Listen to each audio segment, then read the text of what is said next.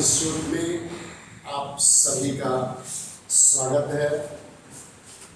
इस वीडियो को ज़्यादा से ज़्यादा लाइक करें, सब्सक्राइब करें और शेयर करें। ज़्यादा से ज़्यादा अपने मित्रों तक पहुंचाएं ताकि वो भी इस टॉपिक से लाभान्वित हो सकें, इस चैनल का लाभ उठा सकें और मेरा मनोबल बढ़ा सके। हम लोग आज 1857 की क्रांति के शुरुआत और प्रारंभ पर चर्चा करेंगे। कैसे विस्तार होता है, कैसे ओवरऑल उत्तर भारत में फैल जाता है, उस पर हम चर्चा करेंगे। 1857 की क्रांति की जो शुरुआत होती है वह बैरकपुर छावनी से होती है और उस बैरकपुर छावनी में मंगल पांडे इनफील्ड राइफल से लेने से इनकार कर देते हैं। हालांकि मंगल पांडे से भी इनफील्ड राइफल सबसे पहले 23 जनवरी 1857 ईस्वी को दमदम के सैनिकों के द्वारा लेने से इनकार कर दी जाती है और इसी दमदम में ही मंगल पांडे को सबसे पहले चर्बी युक्त कारतूस की सूचना मिलती है, चर्बी युक्त कारतूस की जानकारी मिलती है। वहीं से मंगल पांडे 29 मार्च 1857 को बैरकपुर छावनी पहुंचते हैं और वहां पर अपने साथियों के साथ विद्रोह कर देते हैं, अपने अधिकारियों पे गोली चलाना शुरू कर देते हैं। यहाँ पर देखा जाए तो लेफ्टिनेंट बाग की चाकू मारकर हत्या किसके द्वारा कर दी जाती है? मंगल पांडे के द्वारा कर दी जाती है। लेकिन वहीं पर देखा जाए तो मेजर ह्यूडसन को गोली मारकर हत्या करने का काम किसके द्वारा किया जाता है? मंगल पांडे के द्वारा किया जाता है। इस चर्बी युक्त कारतूस की सूचना 24 अप्रैल 1857 ईस्वी को पहुंच जाती है मेरठ छावनी और मेरठ छावनी में देखा जाए तो जो देसी घुड़सवारी सेना है उसके 99 सिपाहियों ने इस राइफल को, इस कारतूस को लेने से इनकार कर दिया और इन्हीं 99 सिपाहियों के संदर्भ में 9 मई 1857 को अर्थात आज ही के दिन देखा जाए तो आज ही के तारीख में देखा जाए तो एक डिसीजन आता है और उस डिसीजन में जो 99 सिपाही हैं उन 99 सिपाहियों में से 85 को बर्खास्त कर दिया जाता है और बर्खास्त करने के पश्चात उन्हें 10 वर्ष की कठोर सजा सुना दी जाती है, जिसके कारण मेरठ के छावनी के जो भी सिपाही हैं उन सिपाहियों में क्रांति की लहर फैल जाती है कि हमारे सिपाहियों को क्यों उन्हें सजा दी गई, उन्होंने क्या गलती किया था, उन्होंने अपने अधिकारों की मांग किया, धर्म भ्रष्ट जो किया जा रहा था उसके अगेंस्ट उन्होंने बोलने का काम किया।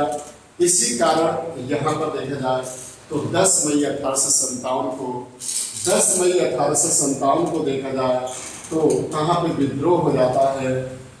मेरठ में विद्रोह हो जाता है और मेरठ में विद्रोह हो जाता है। इसी कारण मेरठ को क्रांति नगरी के नाम से पुकारा जाता है और मेरठ से ही 1857 की क्रांति की शुरुआत होती है। कई बार यही पूछा जाता है 1857 के क्रांति की शुरुआत कहाँ से होती है, तो उसका एक लाइन में आंसर जाता है और वो जाता है मेरठ से होती है। मेरठ में 2200 यूरोपीय सैनिक थे। जनरल हेविट वहाँ का प्रमुख था, लेकिन जनरल हेविट ने अपने 2200 सैनिकों की मदद से उससे रोकने का कोई प्रयास नहीं किया। इस क्रांति की लहर को, इस रिवोल्ट को, इस विद्रोह को रोकने का कोई प्रयत्न नहीं किया और 11 मई 1857 जितने भी मेरठ के सिपाही थे उन्होंने जेलों पर हमला किया, अपने साथियों को छुड़ाया जो बंदी बना लिए गए थे इनफील्ड राइफल के विरोध में।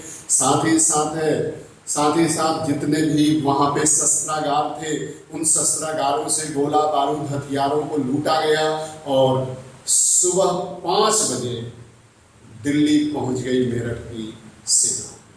और मेरठ की सेना ने सुबह 5 बजे लाल किला को चारों तरफ से घेर लिया और लाल किला को चारों तरफ से घेरने के बाद अंग्रेजी सैनिक टुकड़ी को पराजित किया और 80 वर्षीय बहादुर शाह जफर को देखा जाए तो वहाँ पे मुगल बादशाह घोषित किया गया और उनके नेतृत्व में ही 1857 की क्रांति को लड़ने का निर्णय लिया गया।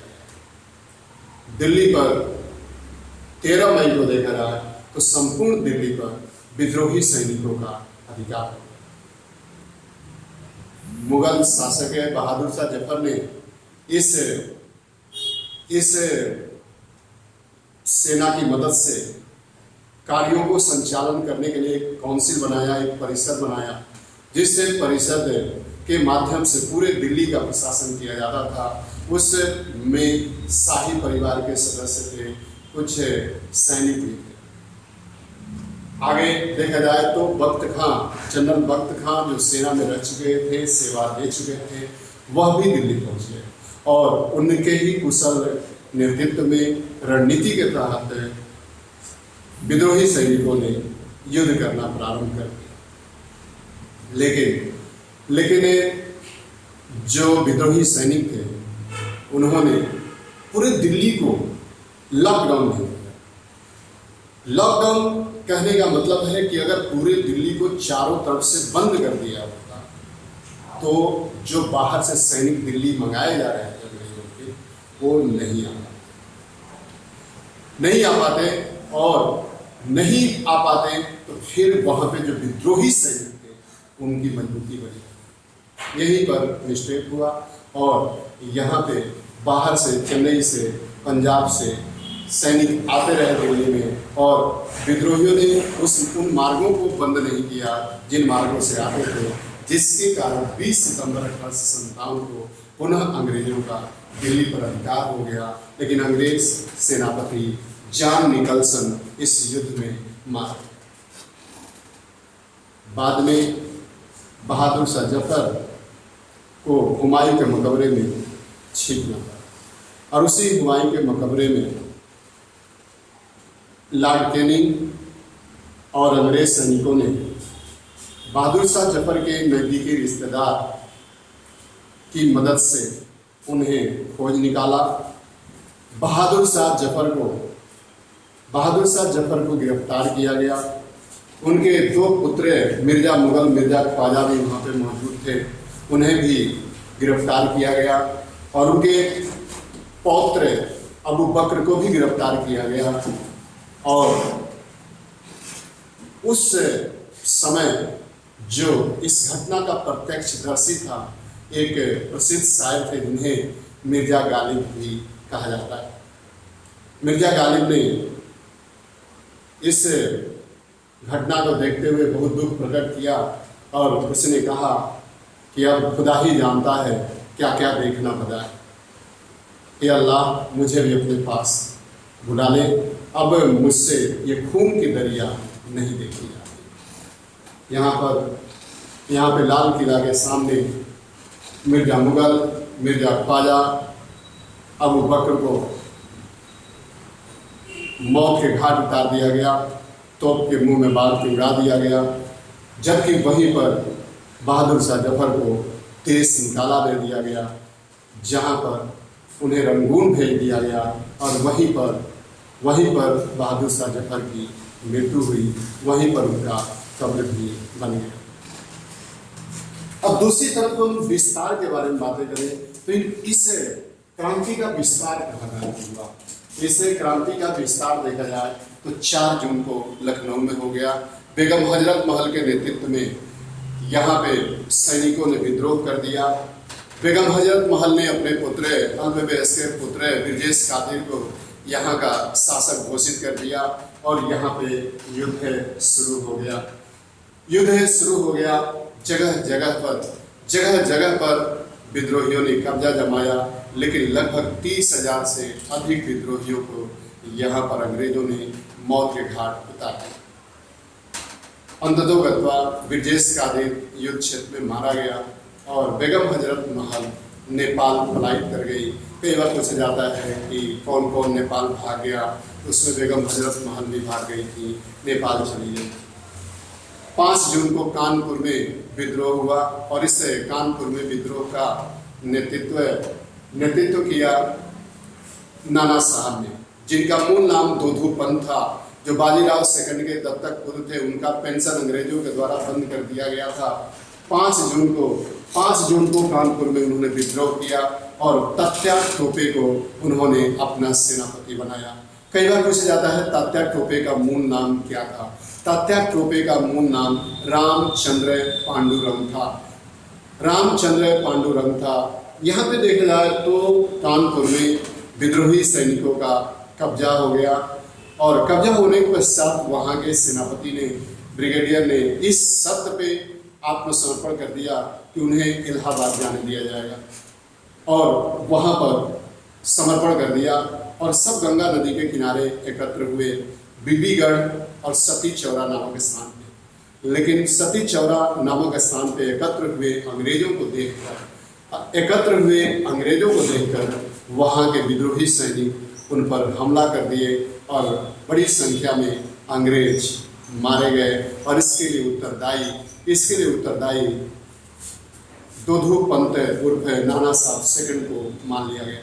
कई बार एक बार यूपीएससी में पूछा जा चुका है कि सती चौरा कांड कहाँ पे हुआ था। तो चौरी चौरा कांड तो गोरखपुर में हुआ था, लेकिन सती चौरा कांड अगर पूछता है तो यह कानपुर जिला में हुआ था, कानपुर में हुआ था 1857 की क्रांति के समय। अंततः गत्वा यहाँ पर कैंपबेल की मदद से अंग्रेजी सेना ने कानपुर पर अधिकार कर लिया और फिर यहाँ से नाना साहब को नेपाल भागना पड़ा। रामचंद्र पांडुरंग उर्फ तात्या टोपे सिंधिया के एक सामंत के यहाँ शरण लिए, लेकिन उस सामंत ने इन्हें पकड़कर अंग्रेजों को सौंप दिया और अंग्रेजों ने उन्हें 1859 में फांसी के फंदों पर लटका दिया।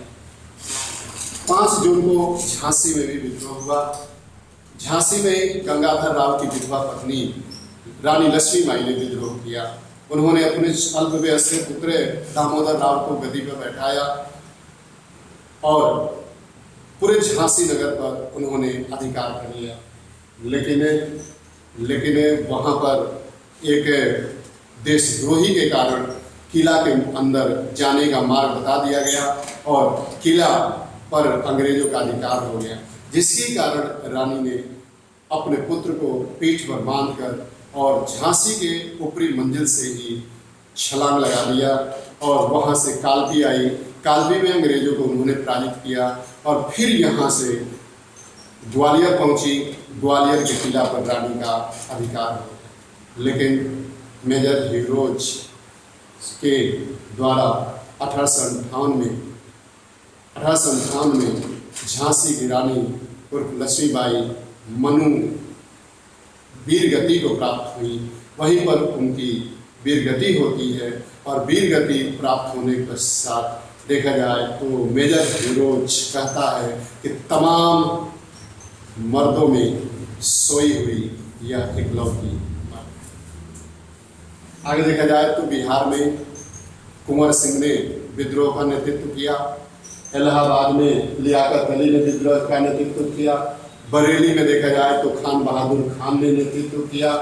कोटा में देखा जाए तो जय दयाल और हरदयाल के द्वारा नेतृत्व किया गया।